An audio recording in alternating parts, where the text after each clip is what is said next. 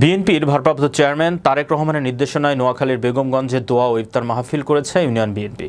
উপজেলার নরোত্তমপুর ইউনিয়নের ৮ নং ওয়ার্ডের আয়োজনে আল আকসা জামে মসজিদ প্রাঙ্গণে বিএনপি ও অঙ্গ সংগঠনের ব্যানারে বিএনপির ওয়ার্ড সভাপতি শাহাবুদ্দিনের সভাপতিত্বে সাধারণ সম্পাদক মোহাম্মদ আনোয়ার হোসেনের পরিচালনায় অতিথি হিসেবে উপস্থিত ছিলেন উপজেলা বিএনপির সহ সভাপতি ও ইউনিয়ন বিএনপির সভাপতি রফিকুল্লাহ পাটোয়ারি, উপজেলা বিএনপির সহ দপ্তর সম্পাদক ও ইউনিয়ন বিএনপির সাধারণ সম্পাদক জামাল উদ্দিন, উপজেলা বিএনপির সদস্য ও ইউনিয়ন বিএনপি সিনিয়র সহ সভাপতি মামুনুর রশিদ মামুন, উপজেলা বিএনপির প্রশিক্ষণ বিষয়ক সম্পাদক সাইফুল ইসলাম, পৌর স্বেচ্ছাসেবক দলের আহ্বায়ক রাসেল সুমন।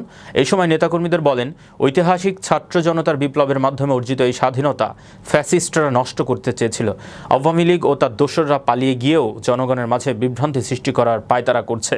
তাই আমাদের নেতাকর্মীদের সচেতন ও ঐক্যবদ্ধ থাকতে হবে।